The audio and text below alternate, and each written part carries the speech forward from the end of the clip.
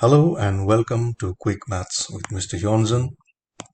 In this video, we will do Cambridge Igcse Mathematics Paper 4 for examination from 2025.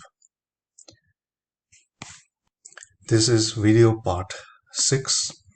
In my previous videos, I finished up to question number 18 in 5 different parts. So here we go, question number 19. The cross-section of a prism is an equilateral triangle of 6 centimeters. The length of the prism is 20 centimeters. Calculate the total surface area of the prism. In order to do this, let us visualize the prism, which is a triangular prism.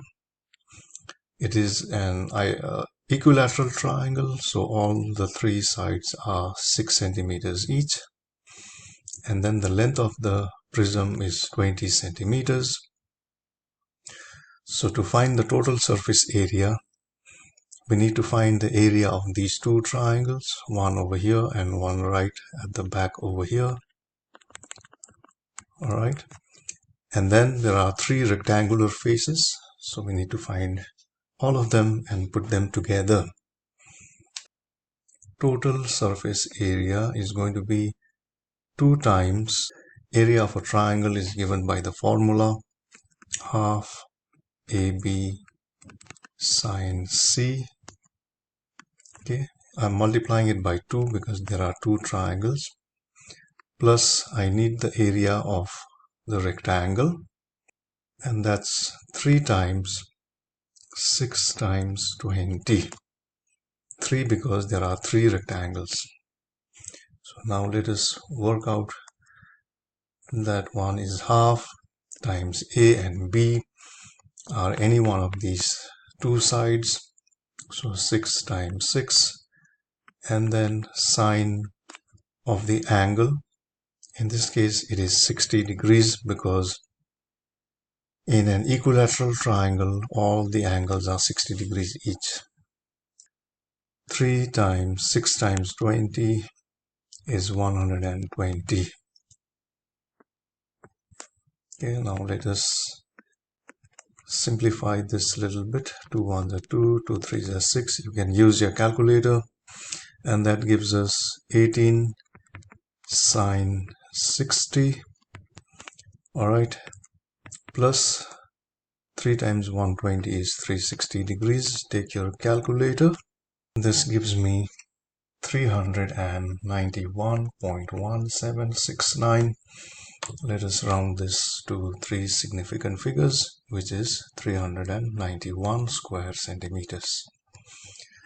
In question number 20, it is just the basic differentiation they have introduced in IGCSE, where you need to understand the rule of a derivative. Okay, now let me give you an example. Let's take this part of the equation, y equal to 2 to the power of x to the power of k, and when you write the derivative of this becomes dy over dx.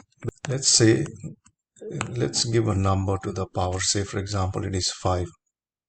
So 2 times this 5 will come in front of x, and then we need to subtract the power by 1. Okay, 5 minus 1. So that's what happens, and this becomes 10x to the power of 4. Now if you look at for k, this one and this one, okay, so let's say 2x to the power of k is equal to 18x to the power of k minus 1. Now as we saw over here in this example, when I turn k over here, I need to multiply. So 2 times k should give me this number, that is 18. So it's obvious that k is 9. And then for the second part, let's do the same way. Ux to the power of 7 is equal to 21x to the power of 6. As you can see over here, this 7 has become 6, and then this u has become 21. So u times 7 because 7 comes over here. U times 7 equal to 21. So that U has to be 3 because 3 times 7 is 21. Moving on to question number 21. Simplify 5p squared minus 20p all divided by 2p squared minus 32.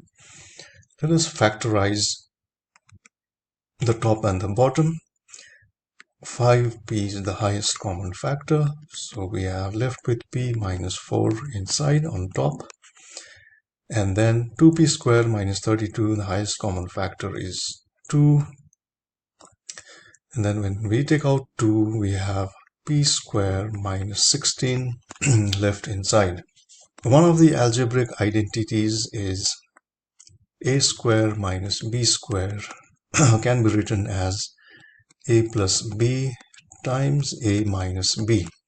You have p square minus 16 can be written as minus 4 square. Okay, so what happens now if we apply this identity? So 5p times p minus 4 over 2 times p plus 4 times p minus 4. Now p minus 4 and p minus 4 will cancel each other.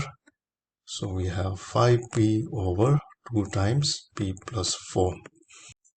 Question number 22. The diagram shows triangle OPT. In the diagram, vector OT is T, here we have, and vector OP is P. OK to KT is 2 to 1. So here this is 2 parts, this is 1 part. And as a proportion, this is going to be 2/3 and 1/3. TL to LP. TL to LP is again 2 to 1. And the proportion is going to stay that way, 2/3 and 1/3.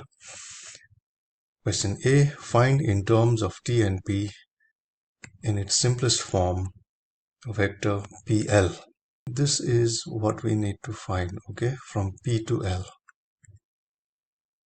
Let us first find PT. The vector PT, I need to go all the way to O, so I need to write PO, vector PO plus vector OT. So OT, PO is the same as P, but remember we are moving in the opposite direction, so this has to be negative P, and OT over here is T, so plus T. So this is PT. Now if you look at PT over here, PL, that's what we are finding, is 1/3 of PT, correct? PL is 1/3 of PT. Vector PL is 1/3 of PT, which is minus P plus T. You can leave your answer this way, or you can expand, multiply out the brackets. You have negative 1/3 P plus 1/3 T. Look at question number 2. We need to find KL. Let's go back to the diagram. Here we have KL over here. So either you choose to move to this direction from K to T and T all the way to L, or you can choose to move in the opposite direction, this way, and this way. Okay, so let's first write down, let's move this in this direction, okay, the opposite direction. So we are finding KL is equal to KO, and then KO is 2/3 of T, and we are moving in the opposite direction, so negative 2/3 T. Negative 2/3 T plus, then moving from O all the way to P, which is P, and then PL. Now PL is what we found in our first answer, which is here, right over here. So plus minus 1/3 P plus 1/3 T. Let's tidy up this all with the P's together. Okay, let's do this one first. P minus 1/3 P will give you 2/3 P, and then minus 2/3 T plus 1/3 T will give you minus 1/3 T. So that is the vector KL. Okay. Now let us look at part B. KL is extended to the point M.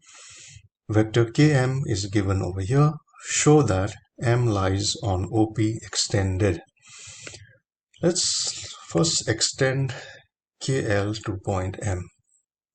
This is KL, and if we extend this, let's say this is point M, and OP is also extended, so this is M over here. Let's go back to the question. Km is given over here. We have to show M lies on OP extended. Let us find out the vector for OM. Okay, OM. To find OM, let me first tidy up this little bit. Okay, so to find OM, I will go to OK, and then I'll go KM. Remember, KM is already given over here. Okay, so OK is what? OK is 2/3 T.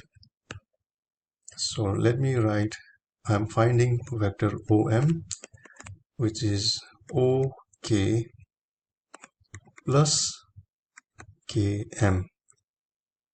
Alright, so OK is 2/3 T. Here I'll show you again in the diagram. OK is 2/3 T. And then Km is already given to you over here. You just write down negative 2/3 T plus 4/3 P. And then if you look at this carefully, negative and positive will cancel each other. You only have now OM, vector OM is 4/3 P. This means OM is a multiple of OP. Therefore, M lies on OP extended. OP extended. Now, how is it a multiple of OP? How OM is a multiple of OP? First of all, let's go back to the diagram. Look at OM, okay, which is greater than OP. So this OP is P, which is one whole. Now we've just found out OM is 4/3. So 1 times 4/3 will give you what? 4/3. So therefore it is a multiple of OP. Thank you very much.